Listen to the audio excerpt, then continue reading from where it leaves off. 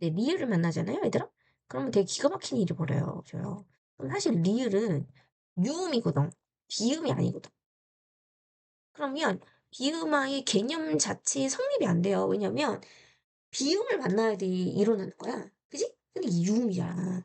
근데 우리가 발음을요, 나도 모르게 쉽고 편하게 발음하려고 하는 약간 습성이 있어. 그래서 얘가 자기 자신을 스스로 니은으로 바꿔. 니은으로 바꿔요. 그러면 아까 1번의 단계랑 똑같아.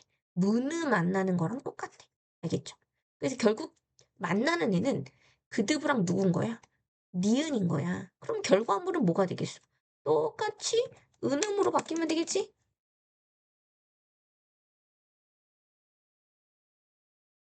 그러면 예를 한번 들어볼까? 여기서 예를 보면 뭐가 있어요? 자, 만나는 친구들을 생각해 보면 요렇게 요렇게 된다는 거야.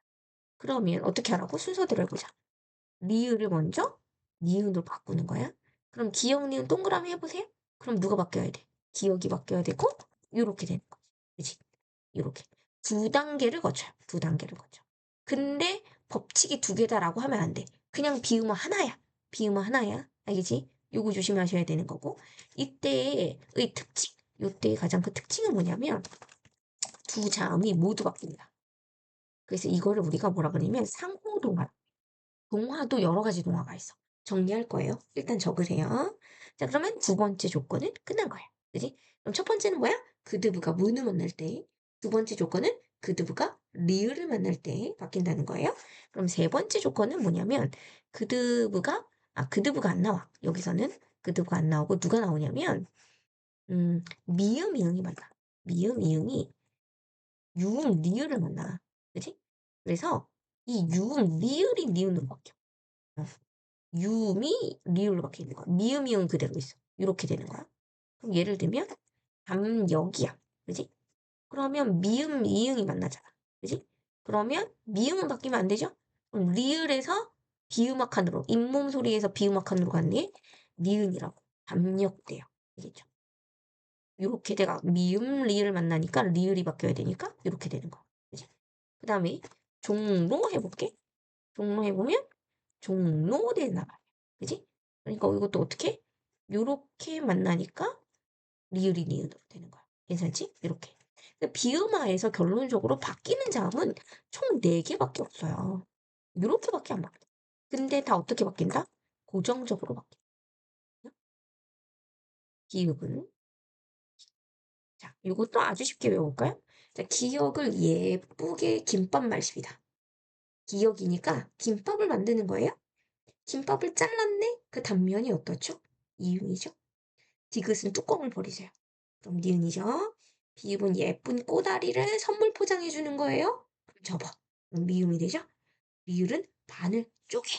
그러면 디귿된 다음에 안 돼. 반을 딱 쪼개서 경계선까지 딱 없애버려. 그럼 니은만 남아요.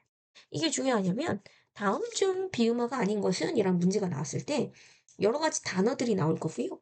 그 단어들의 정확한 발음을 아는 게 사실 중요하거든요. 근데 연습하다 보면 그 단어들의 발음을 우린 너무 쉽게 공부할 거예요. 그럼 발음을 쓰세요. 발음 써서 기억이 이음으로 바뀌거나 니귿이 니은으로 바뀌거나 비읍이 미음으로 바뀌거나 리을이 니은으로 바뀌는 애 찾으면 걔가 비음어가 일어나는 거예요. 이렇게 쉽게 설명해 볼 수 있다라는 거 그렇게 보시면 될 것 같고 그 다음에 여기서 우리가 이제 동화 현상에 대해서 좀 한번 봐야 될 것 같아요. 동화 현상에 대해서 조금 필기를 좀 해봅시다. 동화는 담는 거예요. 영향을 받아서 닮아가는 현상이다. 이렇게 보시면 되는 거고요. 일단은 방향에 따라 가죠. 방향에. 그럼 방향에 따른 게 뭐냐면 앞이 바뀌냐, 뒤에 바뀌냐, 모두 바뀌냐 이런 얘기야. 그래서 앞에 자음이 바뀌잖아요. 그러면 역행동화라고. 그러니까 예를 들면 아까 반물 있었죠?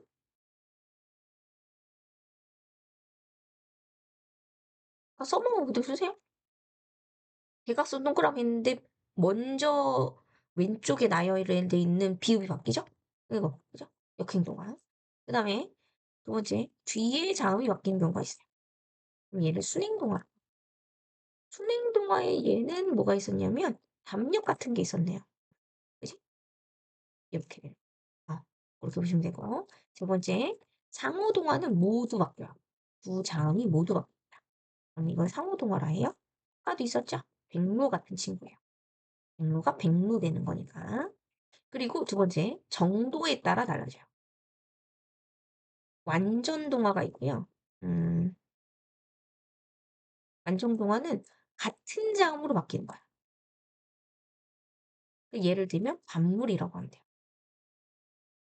근데 결과물이 똑같아지면 돼. 그다음에 불완전 동화가 있어요. 불완전 동화. 이거를 다른 말로도 하긴 하던데 다른 말 기억하면 일단 불완전. 그러니까 완전이 아니라는 거야. 비슷한 자음으로 바뀌는 거야. 다른 자음이라고 바꾸면 안 된다 하면 안 돼. 속성은 똑같아. 어차피 비음이야. 비음이라는 속성은 같기 때문에 아예 다른 자음이라고 쓰시면 안 되고, 그죠? 비슷한 자음. 아까 여기서 뭐 있어? 담력 같은 거. 똑같진 않잖아. 그지? 근데 둘 다 비음이잖아. 이렇게 정리해 볼 수가 있어요. 그럼 여기까지 한번 필기해